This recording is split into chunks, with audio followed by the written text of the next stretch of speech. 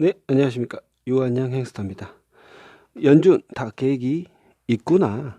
나는 2023년 12월 은퇴한다. 31일이죠. 금융자산 50만 불을 목표로 하고 있다. 1032일 은퇴까지는 날짜로 남았고요. 연봉 5천만 원을 버는 시스템을 만들고 은퇴한다. 목표 수익률은 20%, 6만 불 달성을 위해서 올해 뛰고 있습니다. 자, 연준 다 계획이 있구나. 연준이 국채금리 불안에 대응하기 위해서 장기 채권 매입 비중을 높이는 오퍼레이션 트위스트를 검토하고 있다고 하네요. 오퍼레이션 트위스트. 자, 검토하고 있는 거죠. FOMC에서 발표할 수도 있는 거고 안 할 수도 있는 겁니다. 10년물 국채금리가 올라가면 기업 비용 증가로 이어지니까 성장주가 조정을 받고 있다. 많이 오른 나스닥은 금융에너지 업종으로 돈이 가고 있다. 고용이 안정되지 않은 상태에서 10년물 국채금리가 계속 오르는 것을 용인하면 사실 미국 입장에서 부담된다. 그럼 언젠가는 저 정책을 할 것이다. 시기의 문제죠. 그래서 버티면 된다라는 겁니다. 저게 실시가 되면 장기 국채 금리, 10년물 채권 금리가 안정이 되겠죠. 그럼 비용 부담을 안게 됐던 성장주 기업들은 그나마 숨통이 트일 겁니다. 심리적으로 다시 매수세가 붙을 수가 있다는 거죠. 대신 영업이익과 순이익이 증대되는 기업을 사는 게 우선이겠죠. 자, 멘탈은 다 잡고 계신지 모르겠습니다. 손절하고 관망하시는 분들도 계시고 이런 장에 적극적으로 매수하시는 분도 계시고 존버하는 분도 계시고 여러 가지 성향의 개인 투자자들이 많이 있겠죠. 직딩 개인 투자자는 그냥 가만히 놔두는 게 낫다. 계획된 매수만 하자. 그리고 계획된 매도만 하자. 대신 저 같은 경우에는 포트폴리오도 구성을 나름대로 하고 있고 분산 투자를 하고 있으면서 해지 자산으로도 리밸런싱을 하고 있습니다. 자, 돈 벌기가 사실 이번 폭락 때처럼 어려워야지 그래야 나중에 할 말이 있지 않겠습니까? 이런 어떤 폭락을 버텼다. 고작 한 9% 정도 제 시드는 나스닥은 고점 대비해서 5% 내외로밖에 안 떨어졌습니다. 하루에 나스닥이 폭등해버리면 사실 저번에도 말했지만 좋지가 않아요. 꾸준하게 상승을 해줘야 좋다. 잔잔 바리바리 잔잔바리로 좀 상승을 해줘야 되는데 그래야 지도세도 모르게 돈을 많이 벌거든요. 그래서 하루에 나스닥이 폭등해버리면 좋지 않다. 꾸준하게 성장을 해줘야 된다.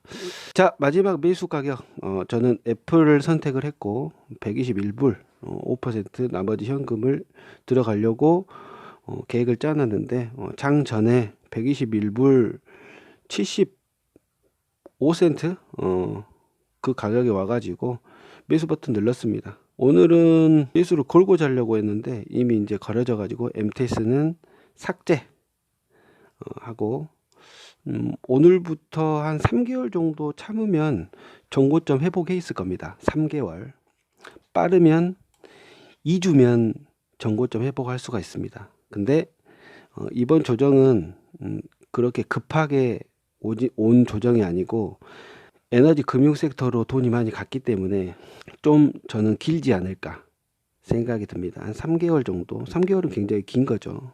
그럼 딱 3개월이면 3, 4, 5, 6월 달이거든요. 한 7월쯤 됐었을 때 굉장히 좀 많은 달러가 잔고에 놓여 있지 않을까 생각이 듭니다. 자, 일단 나스닥 13,000포인트가 무너졌고요. 나스닥은 더 하락할 수가 있겠죠. 심리적으로. 애플, 마소마존이 마이크로소프트, 아마존도 2% 하락, 그리고 SE는 이틀 연속 10% 이상 오르다가 오늘 무려 다시 10% 이상 하락. S가 그동안 잘 견뎌오면서 240불 대까지 올라갔지만 어제는 살짝 하락했다. 10%면 얘네들은 살짝이에요. 그렇습니다. 현재 시드의 약 9% 정도 하락 시점이고 오늘 10%가 넘는 하락을 할 수도 있을 것 같아요. 네, 5% 추가 매수는 121.23 불에 이미 계획을 짜 놨었는데 장 전에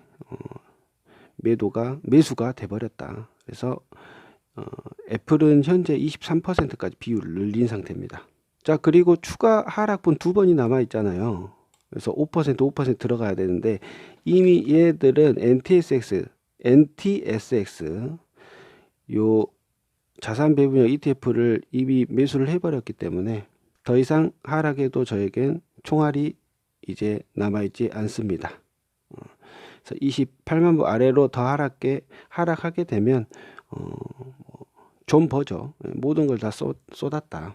그래서 NTSX는 분기마다 리밸런싱을 하기 때문에 채권과 주식을 알아서 자동적으로 관리해 준다. 나보다 더 잘한다. 0.2%의 수수료만 지불하면 된다. 그 수수료도 365일 나눠서 그냥 알게 모르게 그냥 지네들이 가져갑니다. 다음 신재생이 아주 바닥을 찍고 있죠. ETF 단기적으로 많이 하락했지만 포트의 30% 정도 담기 때문에 3%죠. 3% 정도 담고 있기 때문에 버티고 갈 수 있는 겁니다. 보유 중인 ETF들은 어제 이제 장이죠. 모두 하락했고 큰 폭으로 하락을 했습니다. 반도체도 3% 이상 하락을 했고요. 현재 애플 여기 이제 엑셀표에는 18%로 나와 있는데 5% 매수를 했기 때문에 23%, NTSX 13% 비율로 올라왔고요. TIP는 이제 0%, 현금은 5%인데 지금은 이제 0이 됐다. 레저 엔터 ETF, 여행 플랫폼 ETF도 하락을 얘네들은 두 개는 하락폭이 그렇게 크지 않잖아요. 더 올라갈 것 같아요. 예. 지켜보고 있습니다. 자, 섹터별 한번 살펴보죠. 원유 시추 당연히 올랐고 에너지 금융 강했고요. 이 와중에 또 상승하는 섹터가 있지 않습니까? 이건 뭐 리플레이션 트레이드, 리플레이션 주간 상승도 모두 뭐 1% 정도 상승을 했고요. 기술, 소셜, 인터넷 이런 성장주 위주의 섹터가 큰 폭으로 조정을 받았다. 지금 한 2주 정도, 3주 정도 다 이런 식으로 가고 있죠. 슬금슬금 돈이 가고 있다. 반도체까지, 바이오 헬스케어까지 다 조정받았고 오늘은 리츠 주택건설까지 조정을 좀 받았네요. 스타일별로 한번 보겠습니다. 자, 극명하잖아요. 가치주 위주로는 보합 수준, 그리고 소형 가치주는 살짝 올랐고 성장주는 조정을 많이 받았죠. 배당주 올랐고 주간 상승으로 보면 가치주 올라온 게 1% 내외예요. 주간으로 많이 안 올랐다는 거죠. 그런데 이런 하락에 버텨주는 게 가치주다. 그리고 이제 다음 주, 다다음 주 되면 또 올라가겠죠. 가치주가 또. 언제 성장주로 다시 턴이 될지 한번 지켜보고요. 자, 이제 애플 매수까지 다 완료가 됐기 때문에 오르기만을 기다리면 되는데 뭐 한없이 기도만 할 수는 없죠.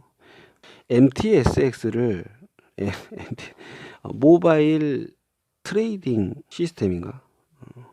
휴대폰에 있는 주식 매매 거래 앱, 모바일 앱을 지워야죠. 예. 보면 뭐합니까? 떨어지는 장에서. 자, 아무튼 29만 불, 29만 9천 불. 지금은 이제 29만 9천 불이 와야 이제 5% 주식을 매도를 하는 거죠. 그리고 30만 8,638불, 308683 요 가격이 오면 다시 주식을 5% 매도하고 NTSX로 갈아탈 것이다. 오른 것들은. 그래서 변동성을 점점 줄여 나갈 것이다. 네, 저의 월별 시드 변화입니다. 월별로 보면 뭐 요 정도 버틸 수 있을 것 같죠? 월별로 보면. 근데 여기 2에서 4, 여기가 이제 9월 달에서 11월 달이거든요. 요 두 달간 굉장히 쉽지 않았어요. 버티기도 힘들었고 그렇습니다. 요 정도 기울기. 요게 14% MDD였어요. 14%. 그래서 쭉 올라왔다가 전고점 회복하고 지금 조정받는 중이다. 자, 패드에 반하지 마라. 주식 명언 중에 하나죠. 오늘 방송은 여기까지입니다. 좋아요, 구독 부탁드리고요. 2023년 12월 31일 유한양 햄스터는 은퇴할 것이다. 감사합니다.